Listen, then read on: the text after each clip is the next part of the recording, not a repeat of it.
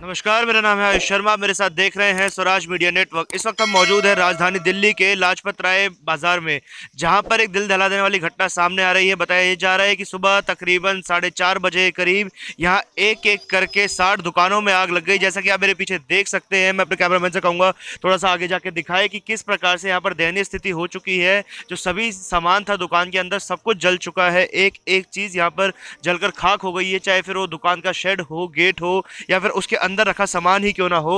एक एक चीज यहां पर इस वक्त बुरी तरीके से जल चुकी है। हाथ से कुछ वीडियोस भी हमें मिले हैं जो आप हमारी स्क्रीन पर इस वक्त देख पा रहे हैं। उसमें साफ पता चल रहा है कितनी भयंकर ये आग थी। और बताया ये जा रहा है कि मौके पर दमकल की कम से कम 10 से 15 गाड़ियां यहां पर पहुंची थी। सुबह ही जब उन्हें सूचना मिली, दमकल कर्मचारियों के अनुसार 4:43 पर उनको सूचना मिलती है और एक के बाद एक मौके पर दमकल की 10 से 12 गाड़ियां आती है जो आग बुझाने के काम में जुट जाती हैं।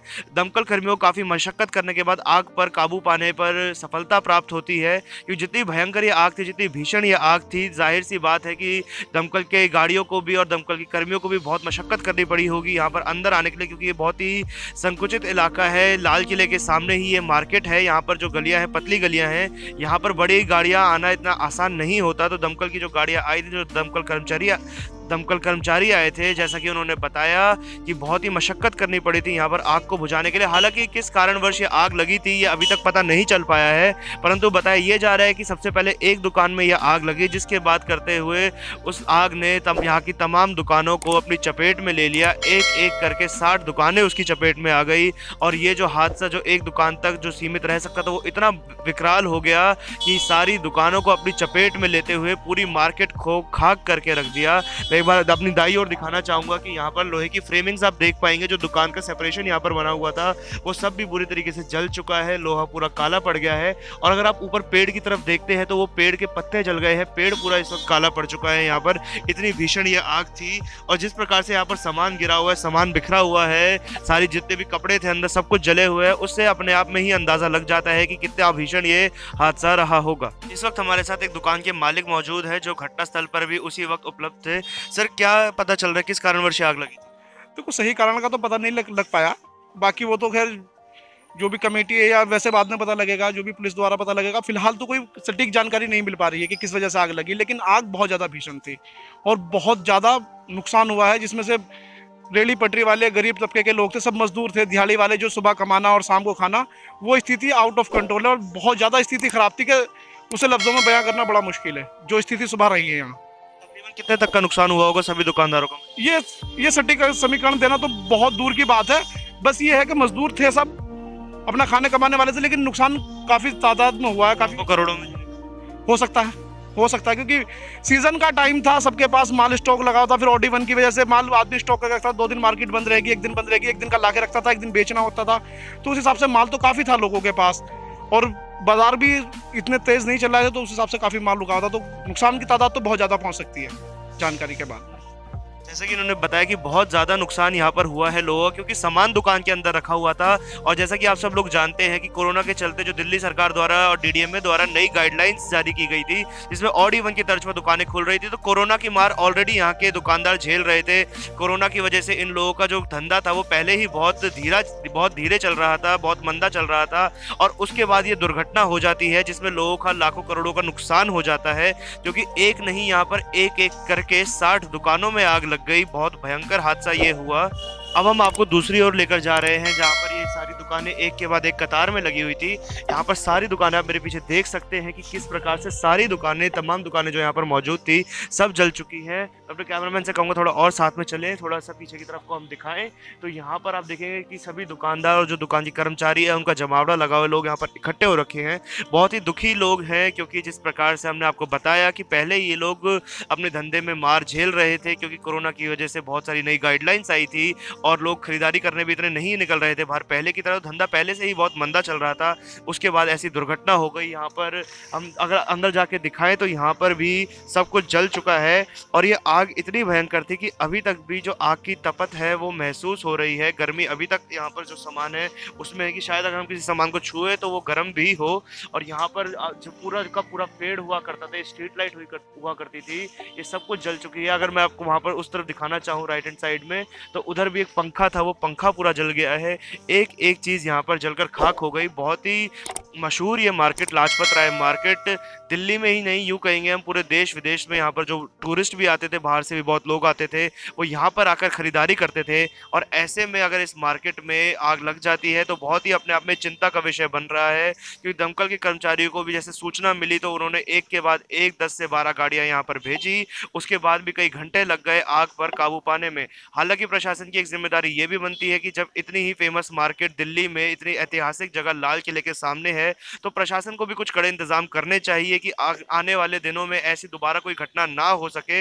हालांकि एक हादसा था, बहुत ही छोटा हादसा, कि एक दुकान में आग लगी, परंतु उसने एक विकराल रूप ले लिया। जिस प्रकार से एक के बाद एक सभी दुकानों में 60 दुकानों तक ये आग फैल गई, तो कहीं ना कहीं कोई फायर फाइटिंग सिस्टम या किसी प्रकार का फायर अलार्म प्रशासन द्वारा ऐसी जगहों पर लगाना चाहिए, ताकि जो दुकानदारों का लाखों करोड़ों का नुकसान हुआ वो इतना ज़्यादा ना हो सके।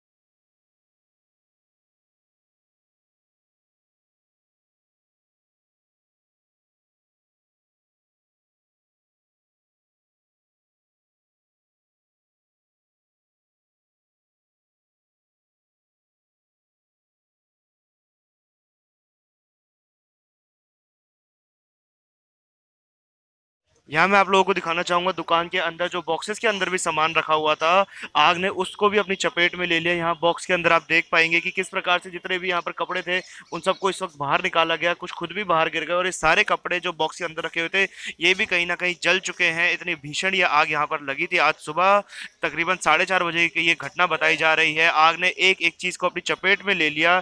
जो लोहे के डब्बे भी थे, लोहे के डब्बों के अंदर भी जो कपड़े रखे थे वो भी जल चुके हैं। जो तमाम लोहा अंदर लगा हुआ था वो सब कुछ गल चुका है। इतनी ज़्यादा भीषण आग लगी थी आज सुबह यहाँ पर। यही मैं आपको अपने पीछे दिखाना चाहूंगा कि यहाँ पर अभी भी आग लगी हुई है। जैसे कि अपने कैमरामैन से रिक्वेस्ट कर रहा हूँ एक बार प्लीज़ जूम करके दिखाएं कि आग यहाँ पर अभी भी लगी हुई है, धुआं यहाँ पर अभी भी उठ रहा है। और पूरी तरीके से हम कहें कि आग पर काबू नहीं पाया गया अभी तक भी, क्योंकि जिस प्रकार से यहाँ पर धुआं उठ रहा है कहीं ये आग अभी और ज़्यादा ना फैल जाए। हालांकि लोग इसको बुझा रहे हैं, इसे पानी ला रहे हैं, परंतु आग कितनी भीषण थी इस बात से अंदाज़ा लग रहा है कि सुबह 4:15 की लगी आग और अभी शाम के 4:30 हो रहे हैं, फिर भी आग अभी तक कहीं ना कहीं लग रही है। जो कपड़े यहाँ पर जले हुए थे उनकी से हीट निकल रही है वो अभी तक हमें यहाँ ऊपर खड़े हुए फील हो रही है। जो तमाम यहाँ पर लोहे के बॉक्सेस रखे हुए थे ये जल चुके हैं, अंदर भी सब कुछ जल चुका है इन बॉक्सेस के अंदर, परंतु इसका लोहा अभी भी गर्म है। बहुत ही भीषण आग लगी थी यहाँ पर। यहाँ पर जो लोग मौजूद हैं हम उनसे बात करेंगे जो मौके पर भी यहाँ पर मौजूद थे और जानेंगे कि उस वक्त वाकया क्या हुआ था। जी सर, आपका नाम? मोहम्मद मजरूर। सर, क्या कुछ वाकया हुआ था सुबह, आपको कैसे पता चला इतनी भीषण आग लग गई? सर हम तो घर पे थे, यहाँ से कुछ लोगों ने फ़ोन करा कि भाई साहब मार्केटों में दुकानों में आग लग गई। तो हम लोग किसी ने फ़ोन करा 4 बजे के करीब। फिर हम लोग 4:30 पौने 5 बजे तक यहाँ आए तो यहाँ देखे तो पूरे राख हो गए जल के। सर हम तो यहीं से कमाना, यहीं से खाना, बीवी बच्चे पालना, आप कहाँ से क्या करेंगे। देखो 3 दुकानें हमारी, सारी दुकानें जल के राख हो गई। तकरीबन कितने तक का नुकसान हुआ होगा? भाई साहब हमारी कम से कम नहीं हुआ तो 70-80 हज़ार रुपये की हुआ तीनों दुकानों की। 70-80 हज़ार रुपये? हाँ जी, 70-80 लाख रुपए। 70-80 लाख, वही मैं सोचा इतना। जी, तो ये नुकसान हुए सर। आप देखो ये भी हमारी दुकान है, कोई भी माल नहीं बचा। अब क्या करें, हमें बीवी बच्चे यहीं से पालने, घर फैमिली हमें यहीं से पालने, अकेले हैं कमाने वाले, हम क्या करें। हम आप देख पा रहे हैं यहाँ पे सारे बॉक्सेस वगैरह सब जल चुके हैं। जल चुके थे, कुछ पता ही नहीं सर कहाँ से आग लगी, ये भी नहीं पता चला। कारण अभी तक स्पष्ट नहीं हो पाया। अभी कुछ नहीं पता चला सर। क्या करें, यहीं से कमाना, यहीं से खाना, हम रेडी पेटी लगाने वाले हैं, हम क्या करें।